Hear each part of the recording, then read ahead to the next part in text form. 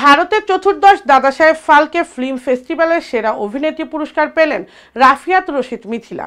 শরৎচন্দ্র চট্টোপাধ্যায়ের অভাগীর স্বর্গ অবলম্বনে পরিচালক অনির্বাণ চক্রবর্তী ও অভাগী ছবিতে অভাগীর ভূমিকায় অভিনয় করেছেন রাফিয়াত রশিদ মিথিলা, আর সেই চরিত্রেই তাকে এনে দিল এই পুরস্কার পেয়ে বেশ উচ্ছ্বাসিত মিথিলা। ভারতীয় গণমাধ্যমকে তিনি বলেন, আমি খুব খুশি পুরস্কার পেয়ে।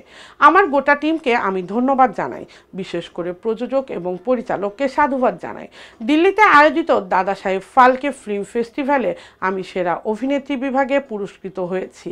ও অভাগী সিনেমার পরিচালক অনির্বাণ চক্রবর্তী এবং প্রযোজক ডক্টর প্রবীর ভৌমিকও খুব খুশি।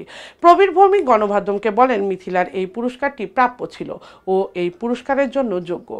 পরিচালক আগেই জানিয়েছিলেন, ছোটবেলা থেকেই শরৎচন্দ্র চট্টোপাধ্যায়ের যে কোনো লেখা পড়েই মনে হতো যেন সিনেমা দেখছি। ও অভাগী হলো অভাগীর স্বর্গ গল্পটির অ্যাডাপ্টেশন। মূল গল্পকে বিকৃত না করে নতুন এবং ইউনিক কিছু তৈরি করা হয়েছে এই ছবিতে।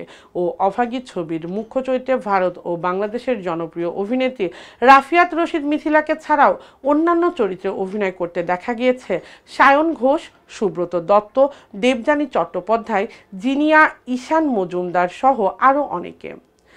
সিনেমাটোগ্রাফির দায়িত্বে সামলেছেন মলয় মণ্ডল, সম্পাদনা করেছেন সুজয় দত্ত রায়, সঙ্গীত পরিচালনায় মৌসুমী চট্টোপাধ্যায়। ও অভাগী ছবিতে গান গেয়েছেন রূপঙ্কর বাগচি, লগ্নজিতা চক্রবর্তী, বাংলাদেশের অনিমেষ রায় সহ আরও অনেকেই।